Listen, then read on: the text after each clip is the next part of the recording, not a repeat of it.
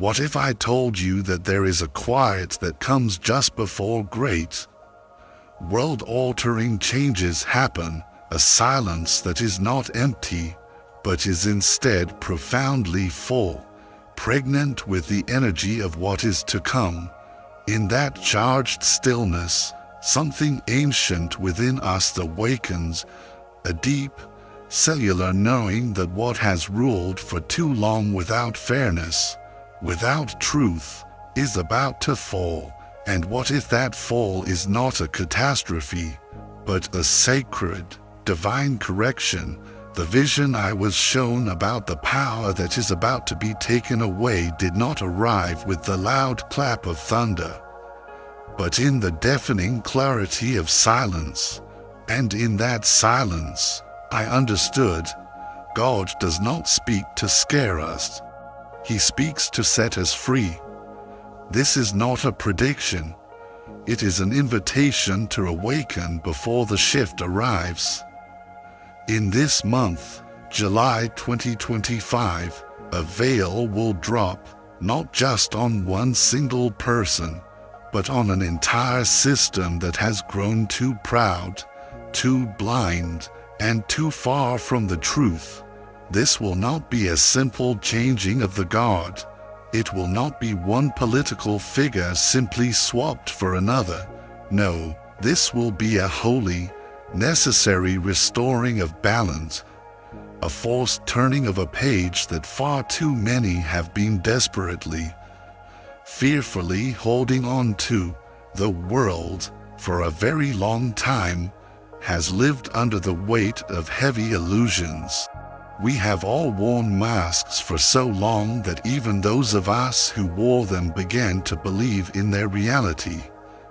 But God's divine timing does not care about how things look on the surface. It does not bow to public opinion or political polls. He waits, with infinite patience, for the exact, perfect moment when the breaking of an illusion will serve to awaken the greatest number of souls.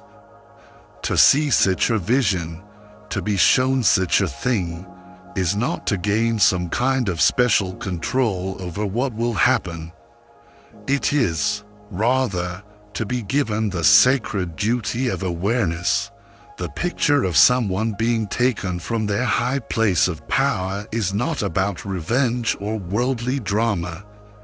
It is the quiet, inexorable unfolding of divine justice, a justice that operates far beyond our human courts, beyond what the public thinks or believes.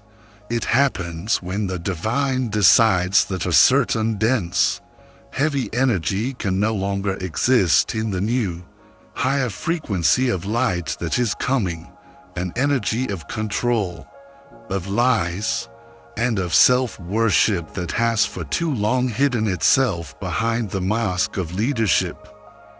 But please, do not be fooled. The removal of one person is only the surface event, the visible ripple. What God truly shows us in these moments is the intricate truth behind the throne, the unseen system of control, the subtle webs of fear, the entire energetic structure that helped one man rise to such heights and, just as importantly, allowed so many others to remain complicitly silent. Power in this world is never truly alone. It is fed by our collective belief, it is maintained by our collective fear, and it is held up by our collective lack of truth. When these foundational pillars are taken away, what's left is not just one person falling. It is the profound, often uncomfortable, revealing of everything we, as the society, have refused to question. Many will be utterly shocked. They will cry out, "How could this possibly happen?" But the real, more poignant question is, how did it last for so long? And the answer, if we are to be radically honest with ourselves, is because we allowed it. We collectively traded our truth for a sense of comfort. We gave up our clear, inner understanding for the fragile illusion of safety. We mistakenly worshipped those who seemed strong, instead of honoring those who were truly rooted in what is true. And when the fall happens, many will mourn, not necessarily the man himself, but the very idea they had tied to him, the idea of a certain kind of power, a certain kind of stability, a certain kind of world. This is precisely why the fall is not just an external event. It holds up a powerful, unflinching mirror to every single soul. It invites each of us to ask, what part of me, what unexamined fear or hidden desire inside of me, helps to keep this illusion alive for so long? The unconsciousness inside each of us collectively feeds the unconsciousness in the world. And removing one figure from a position of power only truly matters if it awakens us to the profound personal responsibility of removing falsehood from our own lives. God does not reveal these things to punish us. He reveals them to wake us up.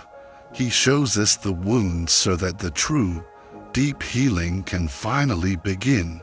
But this kind of healing does not start with the loud cheering of a perceived victory. It starts with a quiet, profound humility. Those who celebrate the fall of another are often still caught in the trap of the ego, the illusion of us versus them. True awakening, however, sees beyond the surface drama. It feels a sense of pain for the shared deception we all participated in. It senses the immense cost of every single year spent living under the weight of these lies.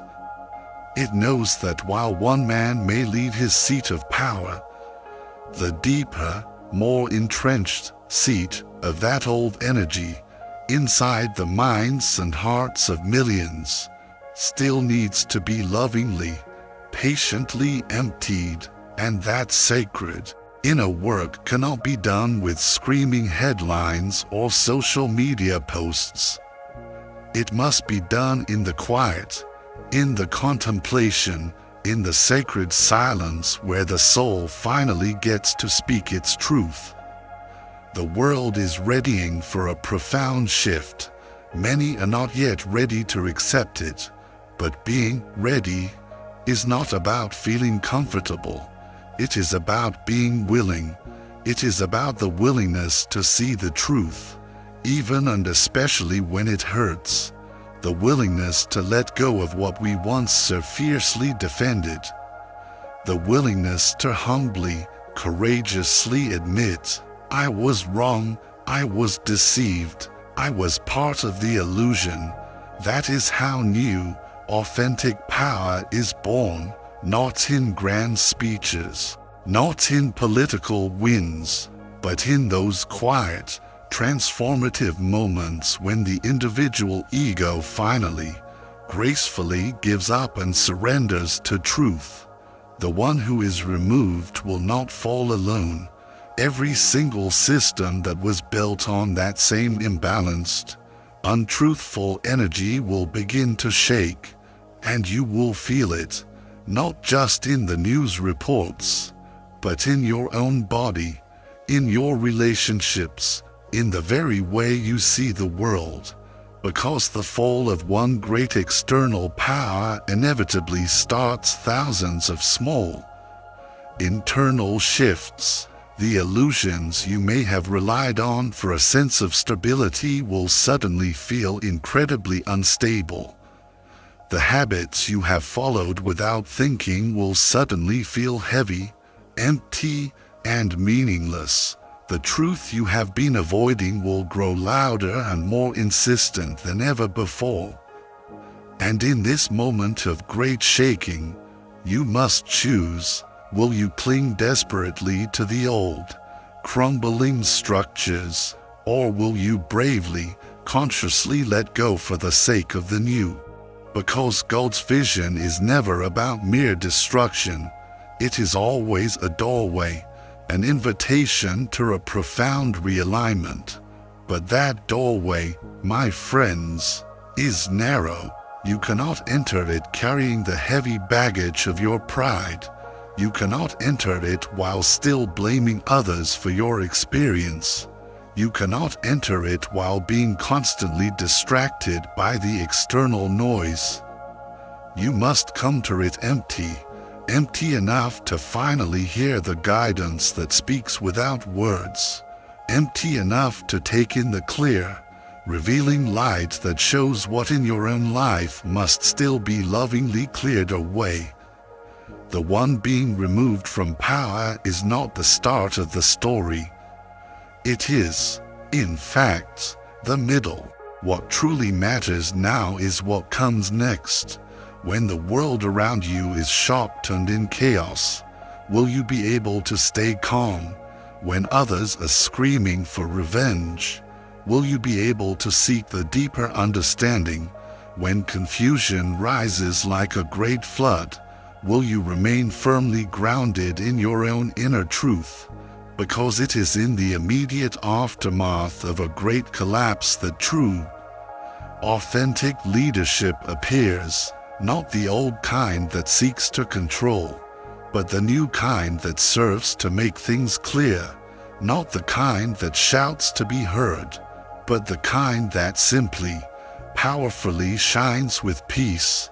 You are being prepared for this very moment, not necessarily to take a throne in the outer world, but to learn how to hold a sacred, peaceful space within yourself and for others, not to order people around, but to gently guide them back to their own inner wisdom, not to rule over anyone, but to align with the divine truth. Many people think that losing power is the ultimate end, but God's wisdom is so much deeper than that. What is lost on the outside, that false sense of security, that external source of power, must now be cultivated and grown on the inside. You are not being asked to just watch history unfold. You are being asked to rise above it, and you cannot rise above that which you still desperately, fearfully hold on to. So, let go of your loyalty to illusions. Let go of your deep-seated attachment to false, external strength. Let go of your tight grip on people, on outcomes, on how you think things should be, and start, instead, to hold on to timeless, universal principles, to truth, to compassion, to integrity. This is the profound call of this moment. You were not shown this message to induce panic. You were shown it so that you could get ready, not on the outside, but on the inside, because the real earthquake is not happening out there in the world. It is happening within the landscape of the human soul. It is shaking the very foundation of your old beliefs. It is breaking down the walls of your perceived limitations. It is cracking open the parts of you that have for too long settled for easy, comfortable half-truths, and in that sacred breaking, something much deeper, much stronger, begins to grow, a new knowing, a new way of seeing, a presence so quiet, so profound, it needs no external proof. It just knows. On July 9th, the world will see a great shift. But those who are truly awake will understand that the shift is not ultimately about one man. It is about all of us. And as this chapter comes to a close, a new one is waiting to be written. But who will be its authors? That is the question we will explore. Right after this, we have journeyed to this profound understanding. A great illusion is about to fall. and the only true sanctuary is the one you build within yourself. When a person of immense power falls, when a structure that seemed permanent suddenly breaks down, the shared spirit of humanity looks for something new to hold on to. That is why fear, in moments of great change, spreads so incredibly fast, because most people, through no fault of their own, have not built the necessary inner support system needed to stand firm when their external sources of dependence fail. They were not taught to find steadiness inside. They were taught to look for heroes, for leaders, for external signs of control. But God, the universe, does not raise these external symbols to take its place forever. He allows them to stand only until the collective soul is ready to wake up. And when He takes them away, it is never a punishment. It is a sacred invitation, an invitation to lead yourself, an invitation to take conscious control of your own energy, an invitation to rise, not in worldly power, but in profound self-discipline. This is what preparing your inner kingdom truly means. It means learning how to sit with the profound discomfort of uncertainty and not immediately run away in panic. It means training your mind, like a loyal and beloved animal, to return to the quiet, steady anchor of your breath when the winds of chaos begin to howl outside. It means courageously, lovingly letting go of the fragile identity you built that was entirely dependent on the outside world remaining stable and predictable. True safety, you will discover, does not come from governments. It does not come from systems or institutions. It comes from your direct, personal alignment with truth, with the divine, and this alignment, my friends, is grown like a muscle in a gym or a plant in a garden. You must lovingly, patiently take care of it every single day, not just when the storm finally arrives. You breathe into it, you listen to that quiet, wise voice that has been whispering patiently beneath the noise of your thoughts all along. That voice is not loud, but it is wise, and when everything else falls, that voice will remain. To prepare your inner kingdom is to lovingly, yet firmly, remove the false kings you have for too long let sit on the throne of your mind, the king of fear, the king of doubt, the king of comparison, the king of needing external approval. These inner voices, these conditioned tyrants, have ruled you for far longer and with far more power than any person in a position of worldly authority ever could. And now is the time to remove them with kindness, yes, but also with unwavering strength, with unshakable resolve. You see, the real fight, the one that truly matters, is not the one the world will show you on your news screens. The real, epic battle is taking place right now, inside of you. It is the sacred struggle between the comfortable, familiar part of you that wants to stay asleep, and the magnificent, courageous part of your soul that is powerfully, undeniably waking up, and this awakening is not a single, instantaneous moment. It is a movement, a practice, a journey. The world may seem to shake, but the true earthquake starts inside.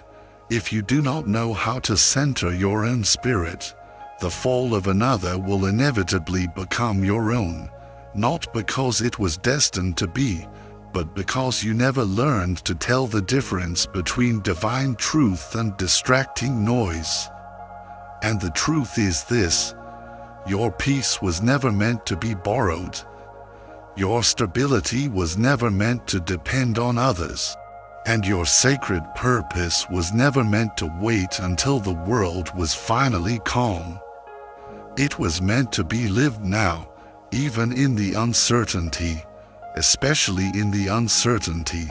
There is a great paradox in this kind of spiritual preparation. It is not the kind that runs and hides in a bunker.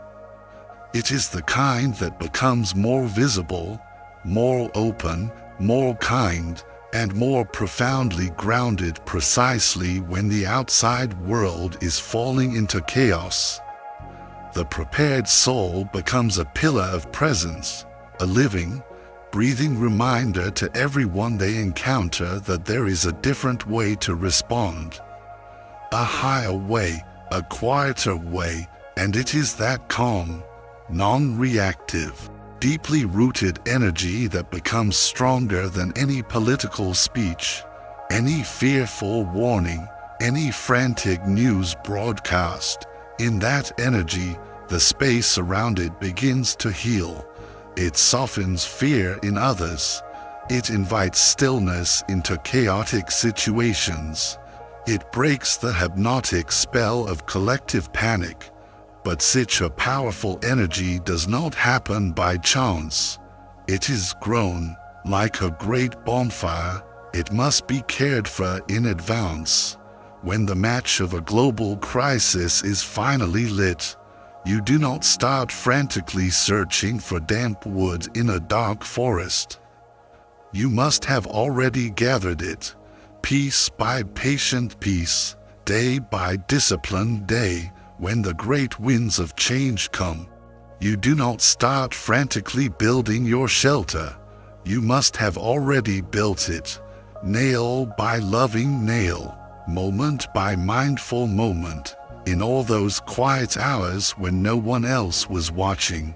That is how you prepare your inner kingdom, quietly, without any need for applause, with the profound discipline of a daily return.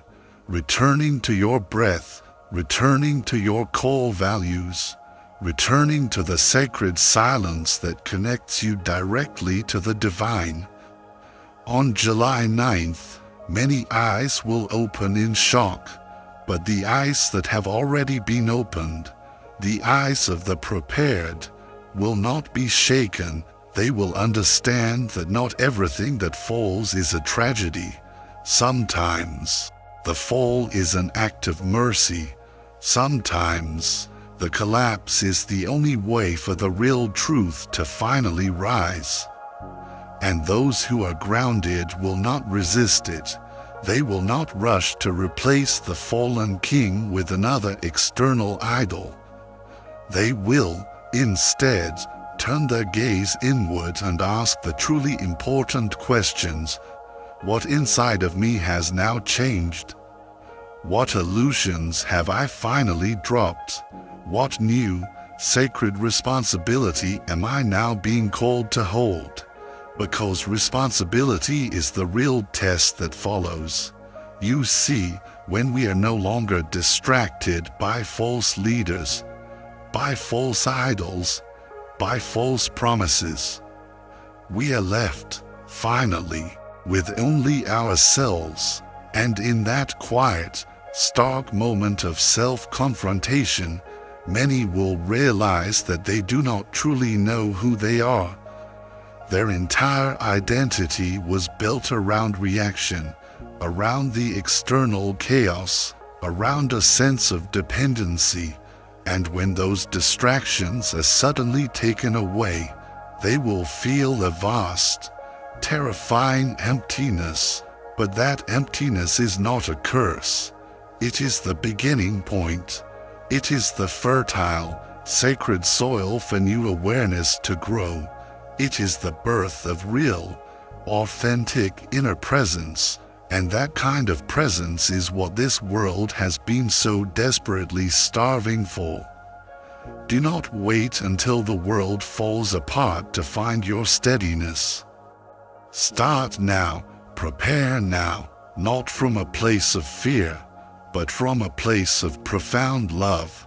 Love for yourself, for your clarity, for your alignment, and love for the future version of you who will one day thank you with tears of gratitude for the calm you are so diligently building today. Meditation is not just a passive practice. It is an act of building. Every single moment you choose to sit in stillness, you are laying another brick in the foundation of your inner fortress.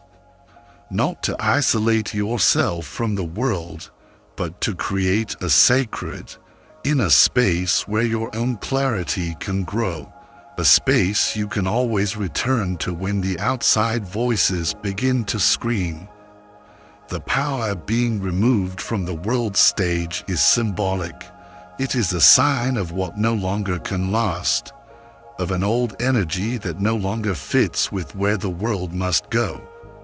But the real story is the change that it will trigger in the collective spirit.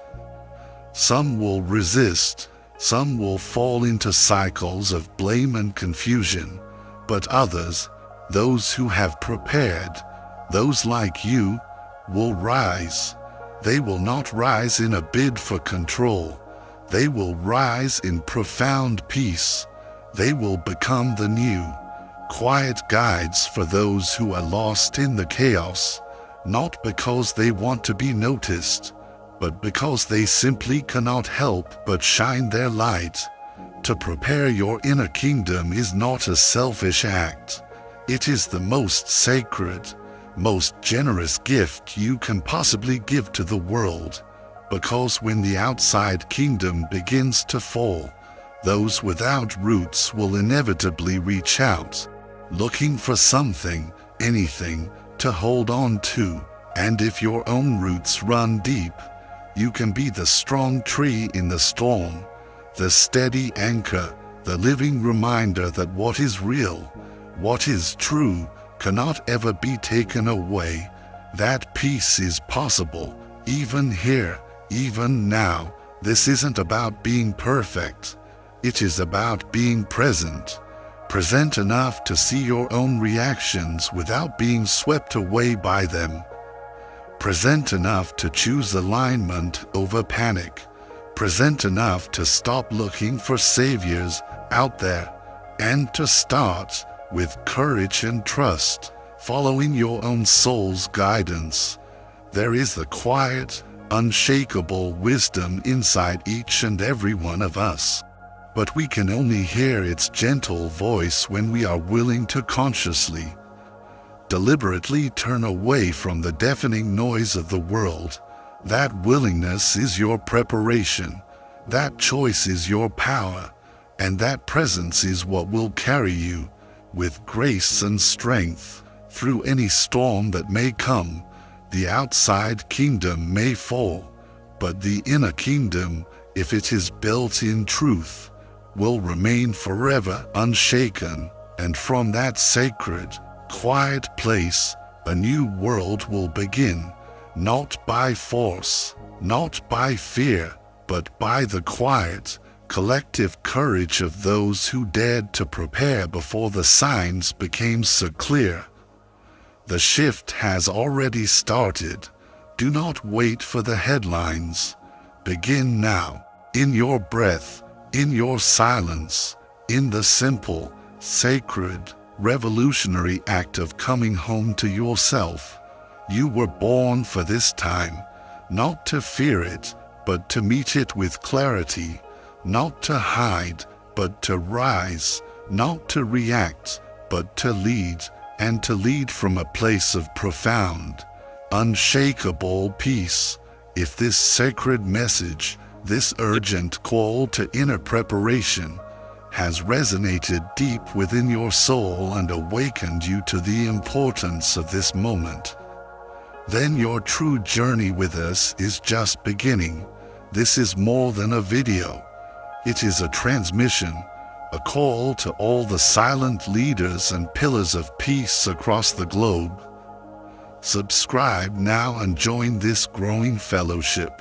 By subscribing, You are declaring your commitment not to fighting the old world, but to consciously, lovingly building the new one, starting from within your own magnificent heart. This is not just a channel, it's a training ground for the new consciousness. Click that subscribe button and ring that notification bell, because every piece of wisdom we share from now on is a tool for your inner kingdom, and you won't want to miss a single one. And now, to anchor your sacred commitment, go to the comments below and declare, with power and conviction, "My inner kingdom is ready. Let the universe and our entire community witness your choice." Let's create a powerful grid of light and stability across the globe. Together, your energy, your presence, is needed now more than ever.